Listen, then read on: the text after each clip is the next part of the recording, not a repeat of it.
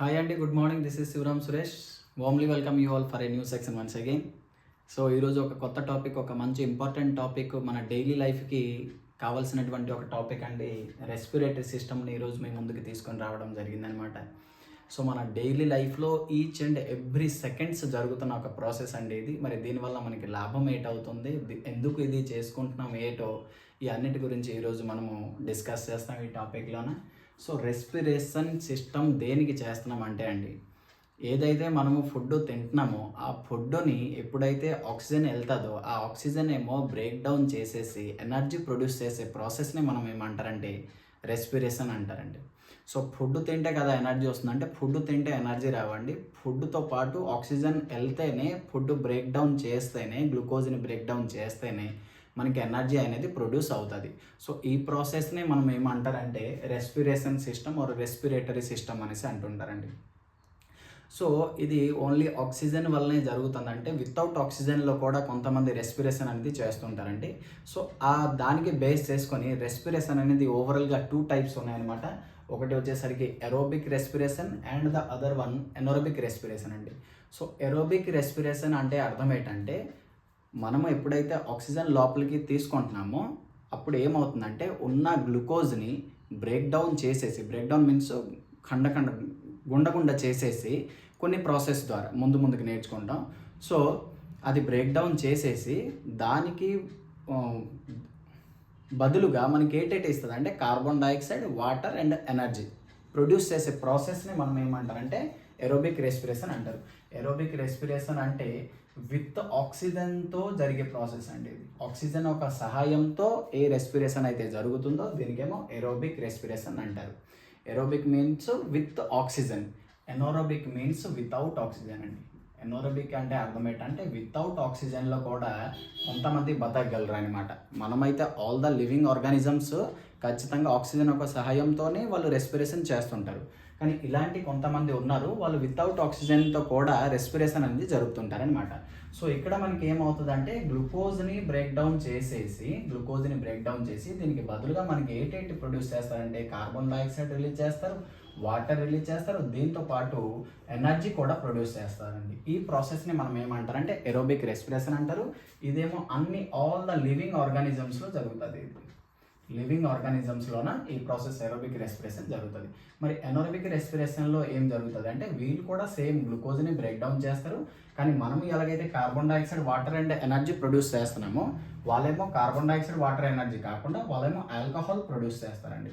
ఆల్కహాల్తో పాటు carbon dioxide release చేస్తారు. ఇది ప్రతి లివింగ్ ఆర్గానిజంలో కాదండి, కొన్ని మాత్రం చిన్న ఈస్ట్ లాంటి కొన్ని లివింగ్ ఆర్గానిజమ్స్లో మాత్రమే ఈ ప్రాసెస్ జరుగుతుంది. ఇందులో ఏమో high amount of energy release అవుతుంది, ఇందులో ఏమో less amount of energy release అవుతుంది. ఇదేమో విత్ ఆక్సిజన్తో జరిగే ప్రాసెస్, ఇదేమో వితౌట్ ఆక్సిజన్తో జరిగే ప్రాసెస్ అనమాట. ఓకేనా?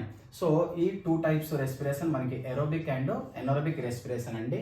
ఎరోబిక్ రెస్పిరేషన్లో గ్లూకోజ్ని బ్రేక్ డౌన్ చేసేసి carbon dioxide, water and energy produce చేస్తే, ఇక్కడేమో ఎనరోబిక్ రెస్పిరేషన్ అనేది వితౌట్ ఆక్సిజన్తో జరిగే ప్రాసెస్. ఇది గ్లూకోజ్ని బ్రేక్ డౌన్ చేసేసి alcohol and carbon dioxide release చేస్తుంది అనమాట.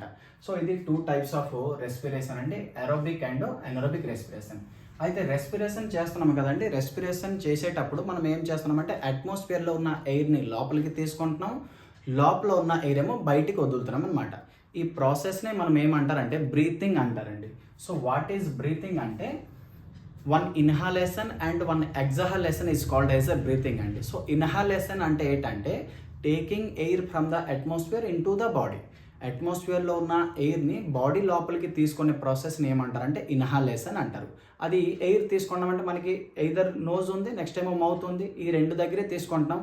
సో ముక్కు నుంచి ఎక్కువగా మనం తీసుకుంటున్నాం కాబట్టి ఎయిర్ ఏమో అట్మాస్ఫియర్లో ఉన్న ఎయిర్ ఏమో నోజ్ గుండా లోపలికి తీసుకునే ప్రాసెస్ని మనం ఏమంటారంటే ఇన్హాలేషన్ అంటారండి. ఇన్హాలేషన్. సిమిలర్లీ ఇన్హాలేషన్ అంటే అట్మాస్ఫియర్లో ఉన్న ఎయిర్ ఏమో బాడీ లోపలికి తీసుకొని రావడం. మరి ఇంకొకటి వచ్చేసరికి ఎగ్జహాలేషన్ అండి. సో ఎగ్జహాలేషన్ అంటే ఏంటంటే బాడీ లోపల నుంచి ఎయిర్ ఏమో అట్మాస్ఫియర్కి వదిలే ప్రాసెస్ని ఏమంటారంటే ఎగ్జహాలేషన్ అంటారు. So 1 inhalation and 1 ఎగ్జహాలేషన్. సో ఒక్కసారి లోపలికి తీసుకోవడం, ఒక్కసారి బయటికి వదిలే ప్రాసెస్ని మనం ఏమంటారంటే బ్రీతింగ్ అంటారండి. సో ఈ ఇన్హాలేషన్ ఎగ్జాలేషన్ అర్థమైంది అందరికీ కూడా. అట్మాస్ఫియర్లో ఉన్న ఎయిర్ ఏమో లోపలికి తీసుకొని వస్తుంటాం, దీనికి ఇన్హాలేషన్ అంటారు. లోపల ఉన్న ఎయిర్ ఏమో బయటికి వదిలే ప్రాసెస్ని ఏమంటారంటే ఎగ్జాలేషన్ అంటారు. అయితే అట్మాస్ఫియర్లో కొన్ని ఎయిర్స్ ఉన్నాయండి. ఏటైతే ఉన్నాయంటే మనకి ఎయిర్ అంటే గ్రూప్ ఆఫ్ గ్యాసెస్ అండి. అందులోన మెయిన్ ఉంది, నైట్రోజన్ ఉంది, నెక్స్ట్ ఏమో ఆక్సిజన్ ఉంది, నెక్స్ట్ వచ్చేసరికి కార్బన్ డైఆక్సైడ్ ఉంది, నెక్స్ట్ ఆర్గాన్ ఉంది, హీలియం ఉంది, చాలా గ్యాసెస్ ఉన్నాయి. సో అందులోన మనకి ఇంపార్టెంట్ ఈ మూడు అండి, nitrogen, oxygen and carbon dioxide. So nitrogen అట్మాస్ఫియర్లో ఎన్ని పర్సెంటేజ్ ఉందంటే 78%, అదేవిధంగా ఆక్సిజన్ ఏమో 21%, కార్బన్ డైఆక్సైడ్ ఏమో 0.4% ఉందండి. ఓకేనా. సో తీసుకొని వెళ్ళేటప్పుడు మరి ఇక్కడ ఫిల్టర్ అవ్వదు కదండి, మనకి ఎంత అయితే ఉందో అట్మాస్ఫియర్లో ఆ అన్ని ఎయిర్ మనం లోపలికి తీసుకుంటాం అనమాట. అంటే నైట్రోజన్ 78% తీసుకుంటున్నాము, ఆక్సిజన్ కూడా 21% తీసుకున్నాము, కార్బన్ డైఆక్సైడ్ కూడా తీసుకున్నాము, దాంతోపాటు కొంత వాటర్ వేపర్ కూడా అట్మాస్ఫియర్లో ఉండేది మనం తీసుకొని వెళ్తుంటామండి లోపలికి. మరి ఇవన్నీ లోపలికి తీసుకుంటాము, దీనికి ఇన్హాలేషన్ అంటారు. మరి దానికి బదులుగా మనము అట్నుంచి ఈ అందరినీ లోపల ఉంచమండి, కొద్దిగా ఎవరెవరు అవసరమో వాళ్ళకి ఉంచేసి మిగతా వాళ్ళకి మళ్ళీ పంపించేస్తాం అనమాట. సో ఇన్హాలేషన్లో తీసుకున్నవి ఇది. అదేవిధంగా బయటికి ఏదైతే వదులుతామో నైట్రోజన్ ఎంత అయితే తీసుకుంటున్నాం లోపలికి అంతే మళ్ళీ వదిలేస్తున్నాం అనమాట. అదేవిధంగా ఆక్సిజన్ ఏమో 21% తీసుకున్నాము, కానీ అప్రాక్సిమేట్లీ 15% వదిలేస్తున్నాం, అంటే 6% మాత్రమే లోపల హెల్ప్ అవుతుంది మనకి.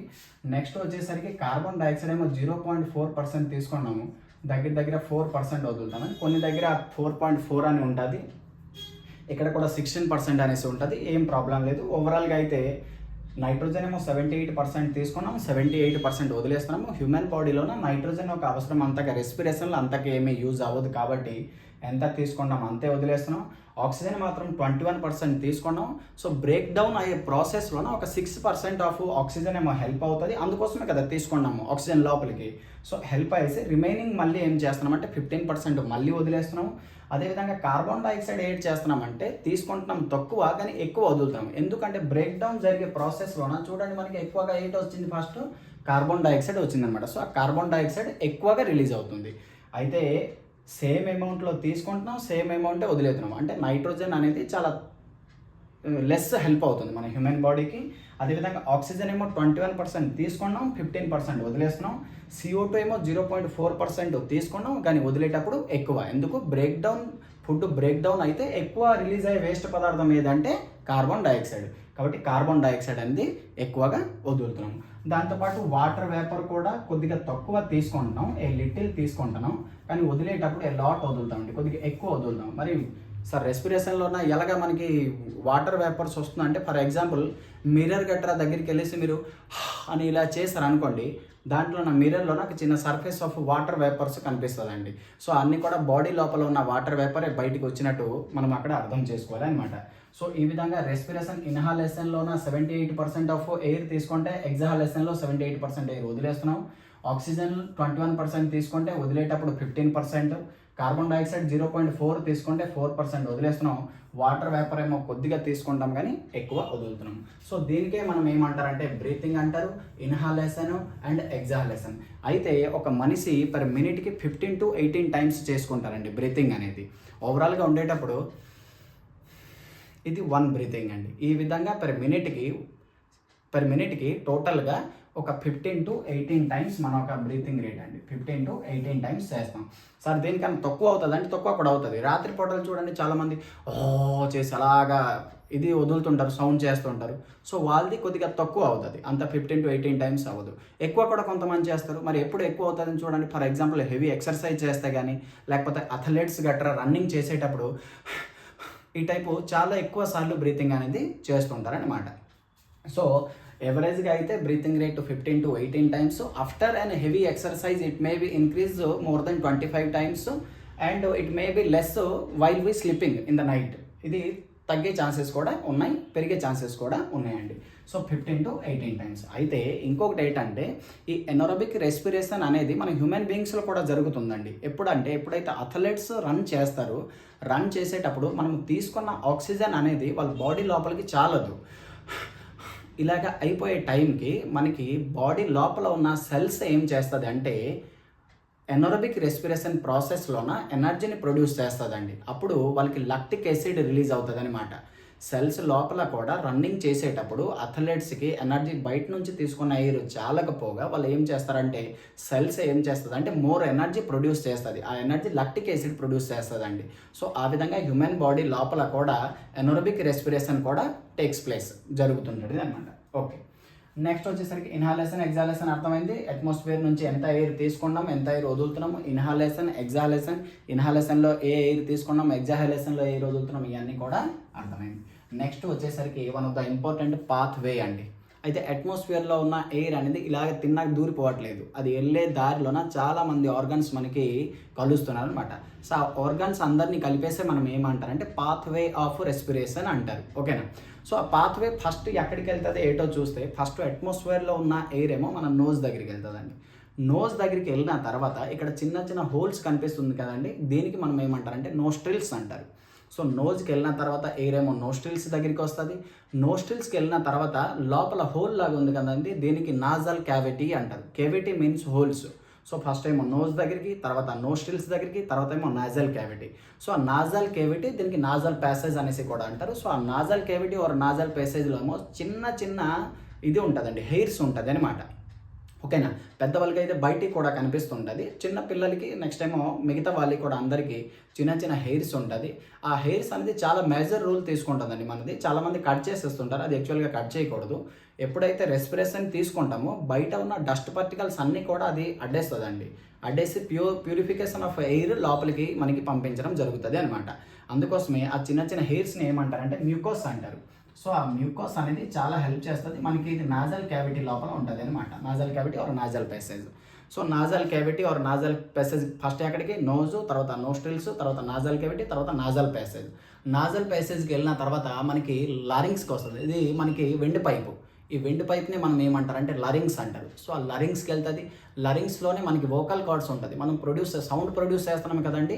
సో సౌండ్ ప్రొడ్యూస్ చేసే ఆర్గన్ ఏదంటే ఇదండి, వాయిస్ బాక్స్ అంటారు, వోకల్ కార్డ్స్. ఇక్కడ one pair of vocal cords ఉంటుంది అన్నమాట. మీరు మాట్లాడేటప్పుడు ఫర్ ఎగ్జాంపుల్ ఇక్కడ చేయి పెట్టారనుకోండి, మీకు చిన్న వైబ్రేషన్స్ వినిపిస్తుంటాయి, తెలుస్తుంది అనమాట. సో దీనికి వోకల్ కార్డ్స్ అంటారు. సో ఇక్కడికి వెళ్ళిన తర్వాత తిన్నగా ఎక్కడికి వెళ్తుంది అంటే ఇక్కడికి వస్తుందండి. దీనికి ఏమంటారంటే ట్రాకియా అంటారు. ఓకేనా? ఫస్ట్ నోజు, తర్వాత ఏమో నోస్ట్రిల్స్, తర్వాత ఏమో నాజల్ కేవిటీ, నాజల్ ప్యాసేజ్, లరింగ్స్, తర్వాత ట్రాకియా అండి. ట్రాకియా నుంచి ఏమవుతుంటుంది అంటే రెండు పార్ట్ లాగా ఇలాగ పైప్ లాగా రెండు డివైడ్ అయ్యేసి లంగ్స్ లోపలికి వెళ్తుందండి. ట్రాకియా నుంచి ఇలాగ రెండు, దీనికి బ్రోంకాయి అంటారు. సో ట్రాకియా ఇలాగ ఉంటుంది, ట్రాకియా నుంచి సైడ్కి వెళ్తే బ్రోంకాయి అంటారు. సో బ్రోంకాయి మళ్ళీ డివైడ్ అయ్యేసి లంగ్స్ లోపల దూరుతుంటుంది, వాళ్ళకి ఏమంటారు అంటే బ్రొంక్యూలెస్ అంటారు.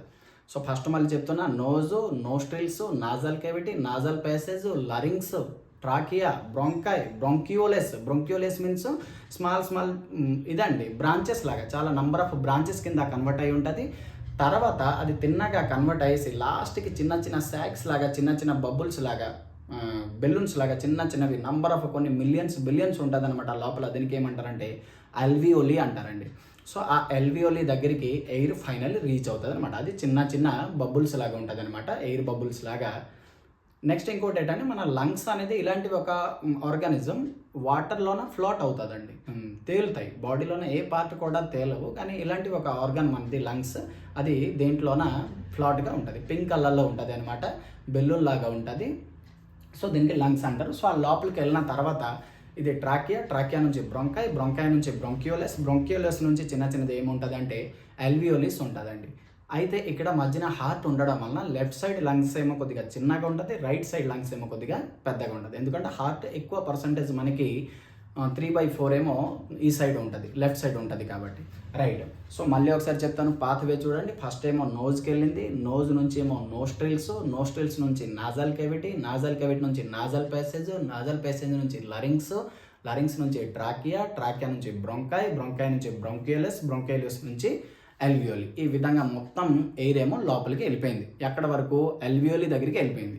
సో ఎల్వియోలి చుట్టూ ఏమై ఉంటుందంటే చాలా చిన్న చిన్న క్యాపిలరీస్ అండి. సో క్యాపిలరీస్ అంటే ఏంటంటే చూడండి, మనకి వెయిన్ ఎలాగైతే ఉంటుందో, ఆర్టరీ ఎలాగైతే ఉంటుందో, ఆ విధంగా అన్నిటికన్నా చిన్న వెయిన్స్ని మనం ఏమంటారంటే కెపిలరీస్ అంటారండి. సో ఆ కెపిలరీస్ అన్నీ కూడా అల్వియోలి చుట్టుకుంటూ ఉంటాయి అన్నమాట. సో ఆ చుట్టుకుంటూ ఉన్న కెపిలరీస్ లోపల ఏముంటుంది అంటే బ్లడ్ ఉంటుందండి. కెపిలరీస్ ఏం చేస్తుంది, బ్లడ్ అనేది ట్రాన్స్పోర్ట్ చేస్తుంటుంది. ఇప్పుడు ప్రతి ప్లేసెస్లోన పెద్ద పెద్ద వెయిన్ నెక్స్ట్ ఏమో ఆర్టరీ వెళ్ళే ఛాన్సెస్ ఉండదు. ఇప్పుడు ఐస్ లోపల చూస్తే రెడ్ కలర్లో చిన్న చిన్నవి కనిపిస్తుంటుంది, అదే కెపిలరీస్. సో అలాంటివి మన అల్వియోలి చుట్టూ కూడా నంబర్ ఆఫ్ కెపిలరీస్ చుట్టుకుంటూ ఉంటుంది అనమాట. సో వాళ్ళు ఏం చేస్తారంటే ఆ బ్లడ్ చూడండి రెడ్ కలర్ అవ్వడానికి రీజన్ ఎవరు, అందులోన ఉన్న ఒక ప్రోటీను హిమోగ్లోబిన్ అనేది ఒక ప్రోటీన్ అనమాట. సో ఆ హిమోగ్లోబిన్ బ్లడ్లో ఉంటుంది అనమాట. ఆ హిమోగ్లోబిన్ ఏం చేస్తుందంటే అల్వియోలి దగ్గరికి వచ్చిన ఆక్సిజన్ని లాక్కొని తీసుకొని వచ్చేసి బాడీలో ఉన్న అన్ని పార్ట్స్కి తీసుకొని వెళ్ళి ఆక్సిజన్ ఇస్తాడనమాట. సో ఎప్పుడైతే ఆక్సిజన్ ఇస్తుందో ఎవరికి ఇస్తాడు, బ్లడ్లో ఉన్న సెల్స్కి ఇస్తాడనమాట. సో ఆ సెల్స్ ఏం చేస్తుంది, ఆ సెల్ తీసుకొని వెళ్ళి మైట్రోకండ్రియా అనేది సెల్స్లోన ఇంకొక పర్టికల్ ఏదంటే మైట్రోకండ్రియా అనేది ఉంటుంది. సో ఆ మైట్రోకండ్రియాకి ఇస్తుందండి. సో ఆ మైట్రోకండ్రియా ఏం చేస్తుందంటే కొన్ని ప్రాసెస్ జరిపి గ్లైకోలసిస్ అనేది, నెక్స్ట్ వచ్చేసరికి మనకి క్రెబ్స్ సైకిల్ అనేసి, నెక్స్ట్ ఎలక్ట్రాన్ ట్రాన్స్పోర్ట్ సిస్టమ్ అనేసి ఇలాంటివి కొన్ని ప్రాసెస్ జరిగేసి వాళ్ళేమో గ్లూకోజ్ని బ్రేక్ డౌన్ చేస్తుందండి. తిన్న సెల్స్ మైట్రోకండ్రియా ఏం చేస్తుందంటే గ్లూకోజ్ని బ్రేక్ డౌన్ చేసేసి దాని త్రూన ఎయిట్ ప్రొడ్యూస్ చేస్తుందంటే ఏటీపీ అనేది ఒకటి ప్రొడ్యూస్ చేస్తుందండి. ఏటీపీ అనేది ఒక మాలిక్యూల్ అండి. సో ఏటీపీ మీన్స్ ఏంటంటే ఎడినోసిన్ ట్రైఫాస్ఫేట్. సో ఆ ఎడినోసిన్ ట్రైఫాస్ఫేట్ అనేది మనకి ఏంటంటే ఎనర్జీ అండి. సో ఈ ఎడినోసిన్ ట్రైఫాస్ఫేట్ అనేది ఫస్ట్ టైం కనిపెట్టింది ఎవరంటే మన ఆంధ్రాకి సంబంధించిన ఒక వ్యక్తి యల్లాప్రగడ సుబ్బారావు, వైబి సుబ్బారావు అనేసి కూడా అంటారు. సో దాంతోపాటు అతనేమో ఇంకొక మంచి మెడిసిన్ కూడా ఫైండ్ అవుట్ చేయడం, యాంటీబయాటిక్ కూడా ఫైండ్ అవుట్ చేయడం జరిగిందనమాట. అందుకోసమే అతనికి దేనికంటే మెడిసిన్ దీంట్లోనే చాలా మంచి పేరు ఉంది యల్లాప్రగడ సుబ్బారావుకి. అతను టెట్రాసైక్లిన్ అనేసి ఒక యాంటీబయాటిక్ ఫైండ్ అవుట్ చేయడం జరిగింది. ప్లెగ్యూ డిసీజ్కి సంబంధించి ఎలుకలు గట్రా ఇది చేసేస్తే, బైట్ చేసేస్తే యాంటీబయాటిక్ ఏదైతే వాడతారో దానికి టెట్రాసైక్లిన్ అంటారు. అది కనిపెట్టడం జరిగింది ఎవరంటే యల్లాప్రగడ సుబ్బారావు. సో ఈ విధంగా ఏటీపీ అనేది రిలీజ్ అవుతుంది. ఆ ఏటీపీనే మనం ఏమంటారంటే ఎనర్జీ అంటారు. సో అది కంటిన్యూ ప్రాసెస్ జరుగుతుంది కాబట్టి మనం మాట్లాడుతున్నాము, నెక్స్ట్ ఏమో రన్నింగ్ చేస్తున్నాము, తింటున్నాం, పనులు చేస్తున్నాం, ఇవన్నీ ప్రాసెస్ జరుగుతుంది అనమాట. సో ఇందులో మెయిన్ టోటల్ ఇక్కడి నుంచి వెళ్ళేసి లాస్ట్ మైట్రోకండ్రియా వరకు కూడా ప్రాసెస్ జరుగుతుంది. మళ్ళీ ఒకసారి రివిజన్ చేస్తాను, ఒకసారి వినండి.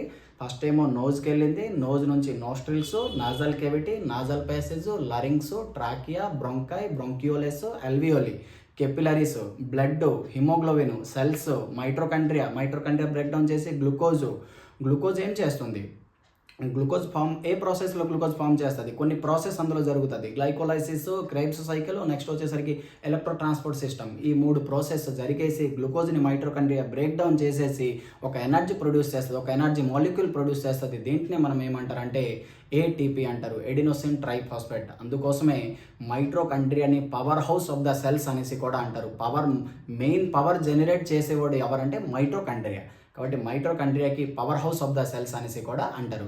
సో ఈ ప్రాసెస్లోన మన బాడీలోన రెస్పిరేషన్ అనేది జరుగుతుంటుంది. అర్థమైంది కదా అందరికీ కూడా. సో ఇందులోన ఎల్వియోలి అనేది చాలా ఇంపార్టెంట్ అండి. ఎల్వియోలి దగ్గరికి ఎయిర్ వెళ్ళేసి స్టోర్ అయిన తర్వాత ఎల్వియోలి చుట్టూ ఉన్న కెపిలరీస్ ఆక్సిజన్ని ఎల్వియోల్ నుంచి తీసుకొని హిమోగ్లోబిన్ ఏం చేస్తారంటే హిమోగ్లోబిన్ మళ్ళీ తర్వాత ఇంకో కొద్దిగా మిక్సింగ్ ప్రాసెస్ అక్కడ ఉంది. యాక్చువల్గా హిమోగ్లోబిన్ అక్కడికి వెళ్ళిన తర్వాత తిన్నగెలిసి సెల్స్కి ఇచ్చేయదు. ఆ ఆక్సిజన్ తీసుకొని వెళ్ళేసి హిమోగ్లోబిన్ ఏమో హార్ట్ దగ్గరికి వెళ్తుంది. అది హార్ట్లోన సర్క్యులేటరీ సిస్టంలో డిస్కస్ చేస్తాం.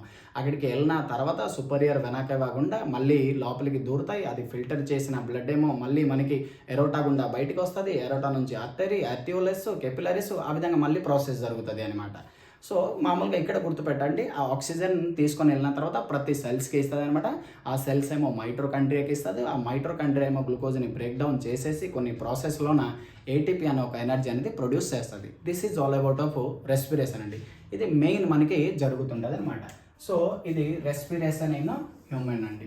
నెక్స్ట్ వచ్చేసరికి స్నీజింగ్, యానింగ్ అండ్ స్మోకింగ్ చూస్తే స్నీజింగ్ అవుతుంది, ఇలాగ చేస్తుంటాం కదండి. సో అది ఎందుకు అవుతుంటుంది అంటే మనకి నాజల్ ప్యాసేజ్ ఉంది కదా, నాజల్ క్యావిటీ, నాజల్ ప్యాసేజ్ ఇవన్నీ ఉన్నాయి కదా. ఈ లోపల ఏదో పార్టికల్స్ కానీ స్టోర్ అయిపోయింది అనుకోండి, అప్పుడు ఇరిటేషన్ ఫామ్ అవుతుందండి. ఓకేనా, చూడండి మామూలుగా చెవుల దగ్గర అక్కడ బయటే ఒక దోమ గీ అంటే బిజార్ వేస్తే టపిమని వేస్తుంటాము. అదేవిధంగా మరి లోపల ఆ చిన్న చిన్న ఎయిర్స్ లోపల ఏమైనా పార్టికల్స్ గట్రా స్టోర్ అయిపోతే మనకి ఇరిటేషన్ అనిపిస్తుంది. అది లోపల నుంచి బయటికి తీసే ప్రాసెస్ని మనం ఏమంటారంటే స్నీజింగ్ అంటారండి.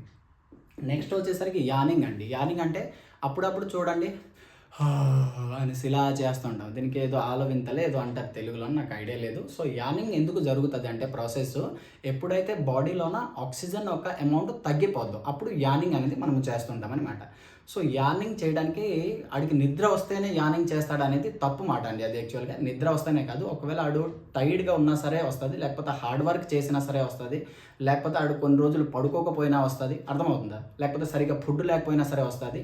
సో ఈ విధంగా మనకి యానింగ్ అనేది వస్తుంది. ఎందుకంటే ఏదైనా హెవీ వర్క్ చేసేటప్పుడు రెస్పిరేషన్ రేట్ అనేది ప్రాపర్గా జరగదు, అందుకోసం బాడీలో సరిపోయినంత ఆక్సిజన్ ఉండదు. అందుకోసం ఏం చేస్తామంటే ఖాళీ టైంలోన అనేసి వస్తే బయట ఉన్న ఆక్సిజన్ ఏమో మనం లోపలికి తీసుకుంటాం అనమాట. ఈ ప్రాసెస్ని మనం ఏమంటారంటే యానింగ్ అంటారు. సో ఇది ఆపాలనేసి ఏం లేదు, ఆగదు కూడా, అది ఆటోమేటిక్ జరిగే ఒక ప్రాసెస్ అనమాట. స్నీజింగ్ కానీ యానింగ్ కానీ ఇవన్నీ కూడా. నెక్స్ట్ వచ్చేసరికి last one of the most dangerous word అండి, స్మోకింగ్.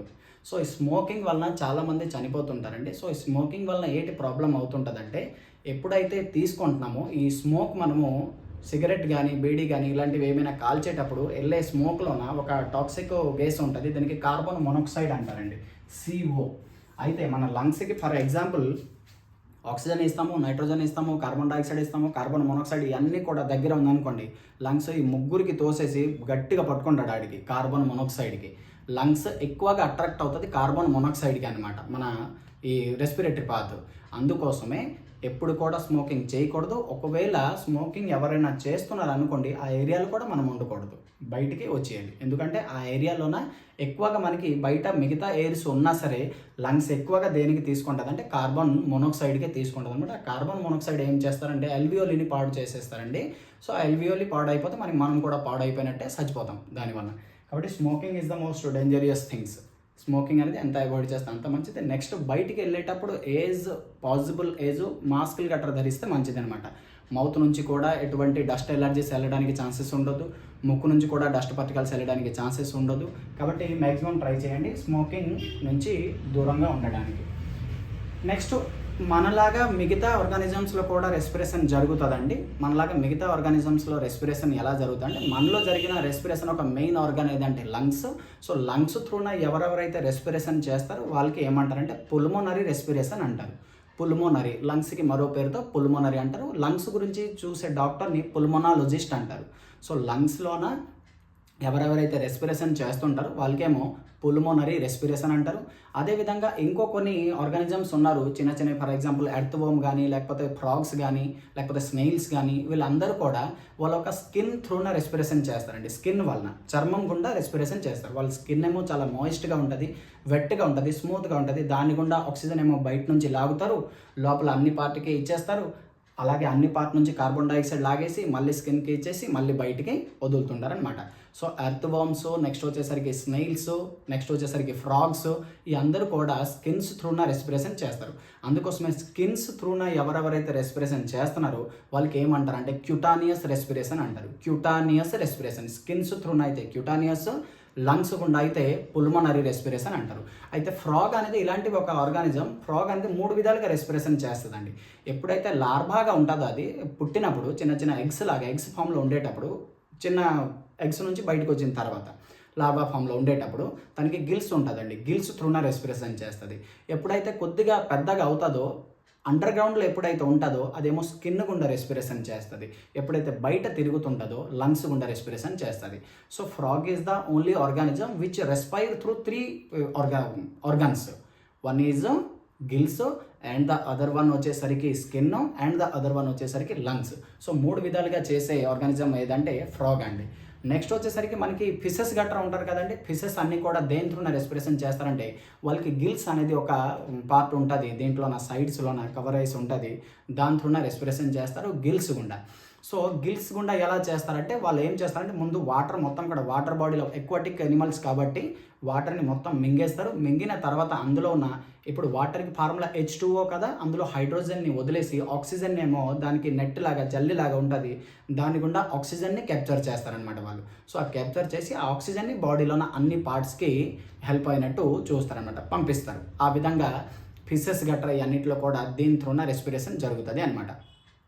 సో ఫిషెస్ గిల్స్ గుండా జరిగే రెస్పిరేషన్ ఏమంటారంటే బ్రాంకియల్ రెస్పిరేషన్ అంటారండి. బ్రాంకియల్, ఓకేనా. బ్రోంకైస్ చాలా చిన్న చిన్నవి ఉంటుంది, దాని త్రూన జరుగుతుంది కాబట్టి బ్రోంకియల్ రెస్పిరేషన్ అంటారు. అయితే అండర్ వాటర్లో ఉన్న ప్రతి ఆర్గానిజం బ్రోంకియల్ రెస్పిరేషన్ చేస్తారంటే కాదు. ఇలాంటి ఆర్గానిజమ్స్ ఇద్దరు ఉన్నారు, వారు లంగ్స్ గుండా రెస్పిరేషన్ చేస్తారు. వాళ్ళు వచ్చేసరికి ఒకటి dolphin and the other one whales. Dolphin and whales అనేది వాళ్ళు అక్వాటిక్ ఎనిమల్స్ అయ్యేసరికి వాళ్ళు లంగ్స్ త్రూన రెస్పిరేషన్ చేస్తారు. అందుకోసమే వాళ్ళు డే టైంలోన ఇలాగ ఎగురుతుంటారనమాట. టైం టు టైం పర్ టైంకి వాళ్ళు ఒక టైం పీరియడ్ ఉంటుంది. ఆ టైం పీరియడ్లోన వాళ్ళు ఎయిర్ వాటర్ నుంచి బయటికి వచ్చేసి ఆక్సిజన్ తీసుకొని వెళ్తుంటారు అనమాట, Wales and dolphins. Okay, and the last one వచ్చేసరికి ఇంకా ఎవరు ఇది చేస్తారంటే ఇన్సెక్ట్స్ ఉన్నారు కదండి. ఫర్ ఎగ్జాంపుల్ స్నేక్స్ కానీ, లేకపోతే కక్రోచ్ కానీ, లేకపోతే మిగతా కొన్ని చిన్న చిన్న ఇన్సెక్ట్స్ గట్రా ఉంటారు. వాళ్ళందరూ కూడా దేంతో రెస్పిరేషన్ చేస్తారంటే వాళ్ళకి చిన్న చిన్న హోల్స్ లాంటివి కొన్ని ఉంటుందండి, ఎయిర్ స్టోర్ అయ్యి ఉండడానికి. వీనికి ఏమంటారంటే స్పిరాకల్స్ అంటారు. సో ఆ స్పిరాకల్స్, ఓకేనా. సో ఆ స్పిరాకల్స్ దేంతో కనెక్ట్ అయ్యి ఉంటుందంటే ట్రాకియాతోని కనెక్ట్ అయ్యి ఉంటుంది. ట్రాకియా అనేది ఆల్రెడీ మనము మన హ్యూమన్ రెస్పిరేషన్లో విన్నామన్నమాట. సో ట్రాకియాతోని కనెక్ట్ అయ్యి ఉంటుంది. సో ఆ స్పిరాకల్స్లో ఎయిర్ స్టోర్ అయ్యి ఉన్న తర్వాత అదేమో ట్రాకియాకి వెళ్తుంది. ట్రాకియా గుండా మిగతా బాడీ పార్ట్కి వెళ్ళేసి మనలో ఎలాగైతే జరుగుతుందో ప్రాసెస్, వాళ్ళలో కూడా సేమ్ ప్రాసెస్ జరుగుతుంది. ఆక్సిజన్ ఏమో లోపలికి వెళ్తుంది, కార్బన్ డైఆక్సైడ్ మళ్ళీ లాగేసి మళ్ళీ మిగతా పార్టీ కూడా ఇచ్చేస్తుంటుంది అనమాట. సో ఈ ప్రాసెస్లో దేంట్లో జరుగుతుంటుంది అంటే ఇన్సెక్ట్స్ అన్నింటిలో కూడా ఈ విధంగా జరుగుతుందండి. దీనికి ఏమంటారంటే ట్రాకియల్ రెస్పిరేషన్ అంటారు. ట్రాకియల్ రెస్పిరేషన్ ఏమో ఇన్సెక్ట్లో జరుగుతుంది, హ్యూమెన్లో జరుగుతుందేమో పుల్మనరీ రెస్పిరేషన్, గిల్స్ గుండా ఎవరెవరైతే చేస్తుంటారో ట్రాకియల్ రెస్పిరేషన్ అంటారు, స్కిన్ గుండా చేస్తేమో క్యూటానియస్ రెస్పిరేషన్. సో ఈ విధంగా మిగతా ఆర్గానిజమ్స్లో కూడా రెస్పిరేషన్ జరుగుతుంటుంది అనమాట. ఓకేనా. So this is all about of the today's topic అండి. అనుకుంటున్నాను అందరికీ కూడా ఈ టాపిక్ అర్థమైంది అనుకుంటున్నాను. Okay, thank you for watching.